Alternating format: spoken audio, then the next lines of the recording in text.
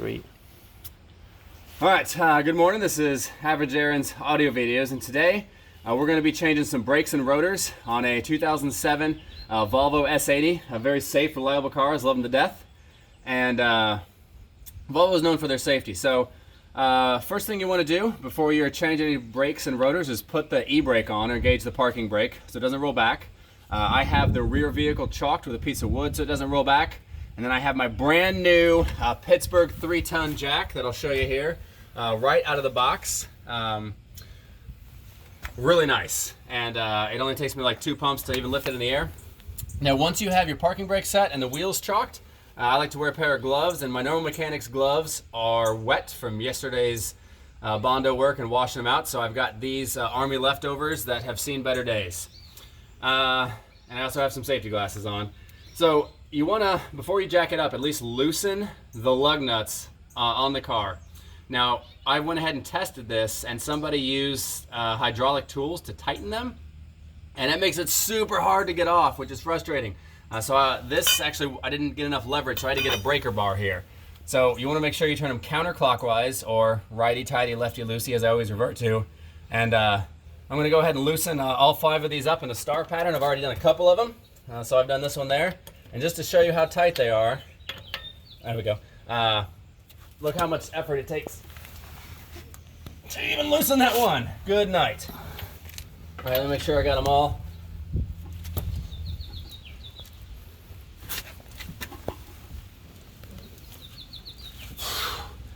Just broke a sweat loosening the lug nuts on this S80. If they're all like this, I'm gonna get a great workout in today. All right, so now that I've got them loosened, I'm gonna come back here to the jack. I'm gonna jack it up and make sure I have it aligned correctly. All right, along the frame. And then this 3-ton jack lifts it with ease. And then you wanna lift it up just so the wheel comes off the ground, get a little bit of clearance.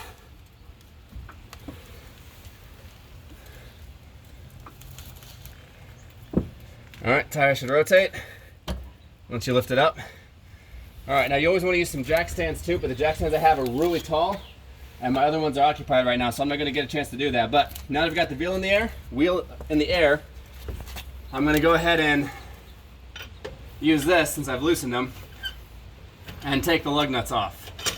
So I know you want to watch me loosen all these lug nuts, so I'm going to pause, and then I'll come back when I've got the lug nuts off. All right, so we got the wheel off, and thank goodness we didn't have to mule kick it off. So we'll pull the wheel off, tire and wheel there. All right, now it's normal to have rust in here, almost always. The car's been outside for a while. Let me feel it, see if I can feel any grooves. So I don't feel any grooves. It still feels really smooth, even though you can see the lines. It's just normal wear and tear. The brakes are getting a little small, as you can see. Come in closer here. Brake pads are getting a little small, and they got a little bit more life in them, but I want to go ahead and change them and be safe here. So there's a couple things we have to do to remove the brake pads, and I've never done it on a Volvo before because each one has their own little system to do these things.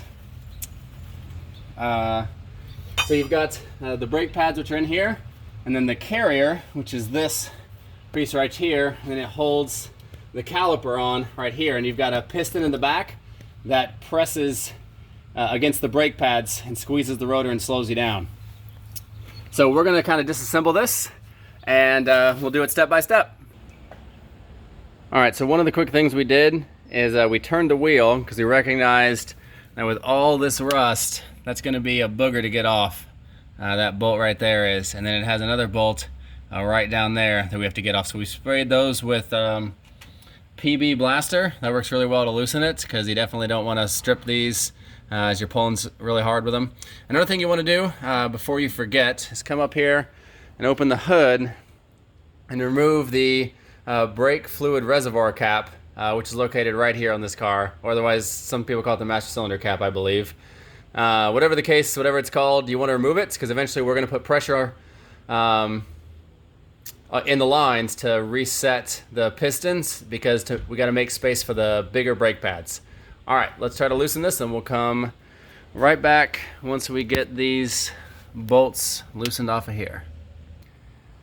All right, so what we ended up having to do was turn the wheel all the way so we could get the breaker bar on here, because it was on there pretty tight. But definitely used some type of lubricant to get in there and loosen that. We used a PB blaster, and we got here good since 1957. I don't think the can's from 1957, but I think they've been around since 1957. If the can is from 1957, they've got a great shelf life. All right, we'll be back once we get to the bottom one. All right, so before we got the bolts loosened up top here, but this has this screw here that takes a Torx size 50 to get out of here. We definitely want to spray it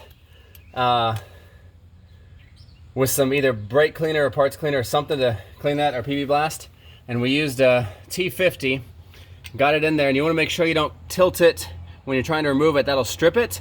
Keep a nice even pressure as you rotate it out. So in some cases, you'll have to get it on here.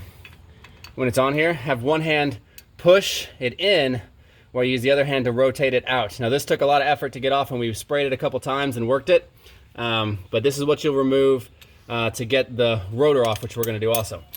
Now we did skip a step because we took this off and then put it back on to show it in the video. This clamp here kind of holds some of the pieces together. It comes down like this, and it hooks in on both sides, but then to get it out of here, we just used a hammer.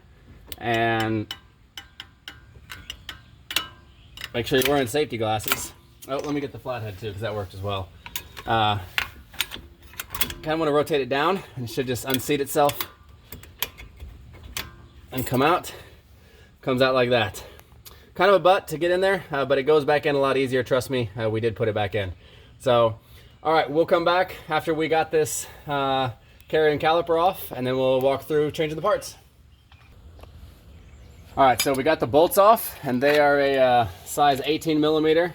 The one seated there in the back. We got this loosened, but what I'm going to do now is take this off, and then I'm going to set it.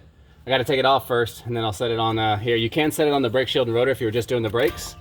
Just kind of got to wiggle it off. Be really careful so you don't damage the fuel line over there. That will be an entirely separate video if I were to break that. I'm going to set it up here, and you don't want to have it twisted too much or too much strain. Well, that's good news. We got it off, and we'll have to flip it over to mess with the brakes, but we're going to do the rotor first. So I'm going to get the Torx bit back out here once I find all my tools.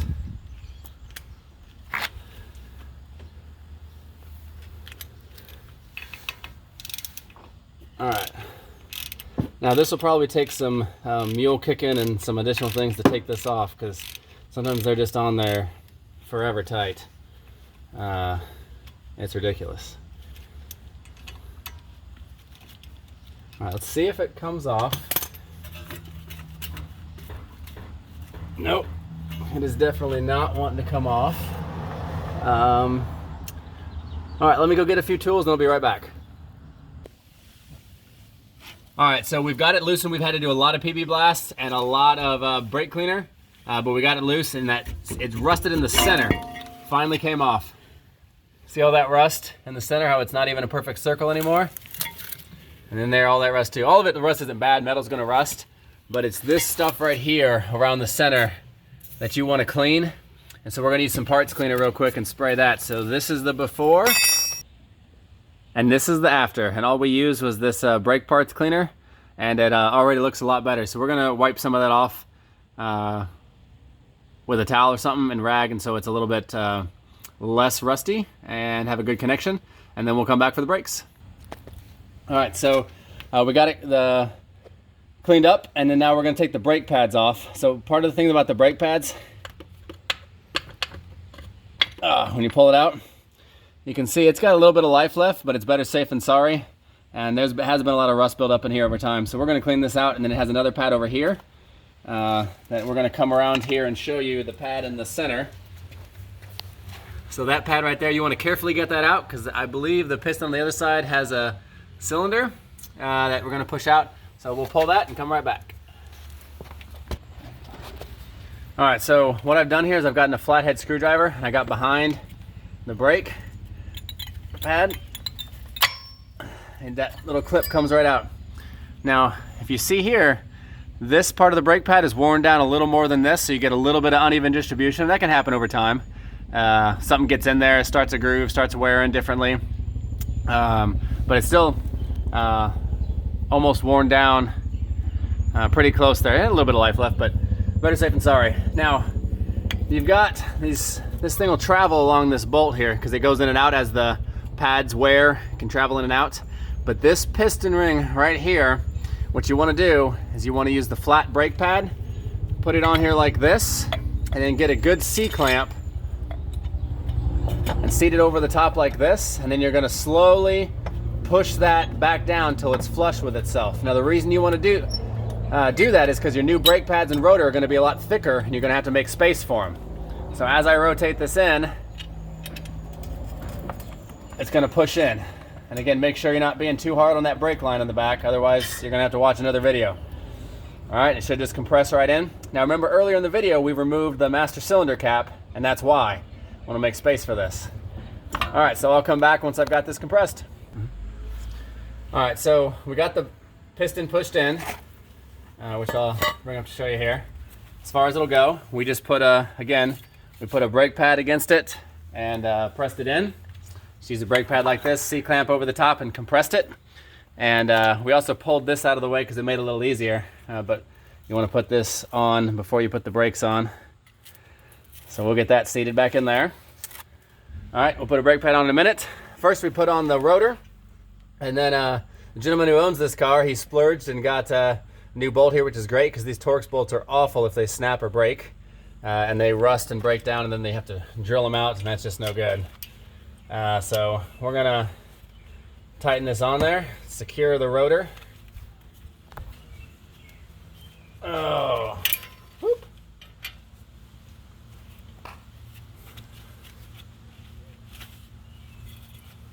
All right, takes a lot of force to get it in there. Once it's seated, it's good.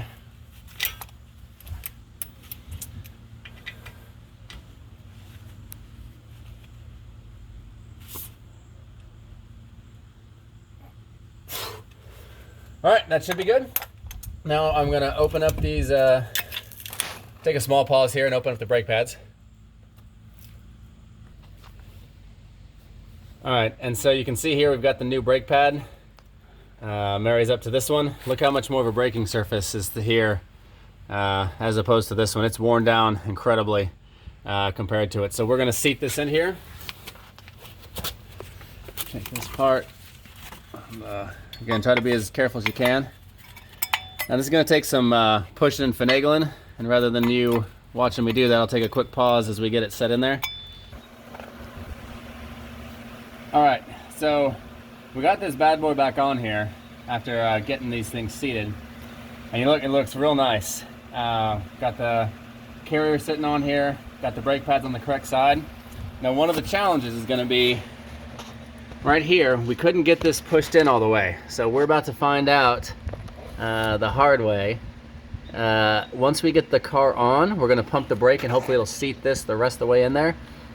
And you see that little gap because we pushed the piston in really far, and then it should, once the piston engages, close that gap and seal it off.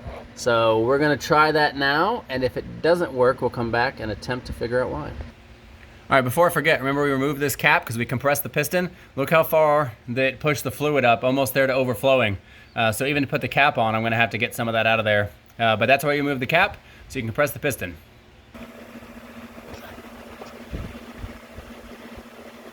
All right, so that was a butt to take off. But what ended up happening is that did not work. But we pulled it off again, and because the piston came out just a little bit, it was flush, and then we were able to push this brake pad in real easy. So now we're just going to put the other brake pad on here, put it back on with the carrier bolts, the two ones that he got, and he got some new ones, which look nice. And then we'll put that retaining spring back on the front and show you guys the finished product. All right, we finished getting everything lined up, put back on. We put the two carrier bolts back on. We straightened the wheel, and now we're putting the tire back on, putting the lug nuts on, and we'll take it for a spin, and it should be good to go. And we'll do the same process around all four wheels. Again, thanks for joining us for this video. Hit the like button down below, and also please subscribe, and we'll see you guys again next time.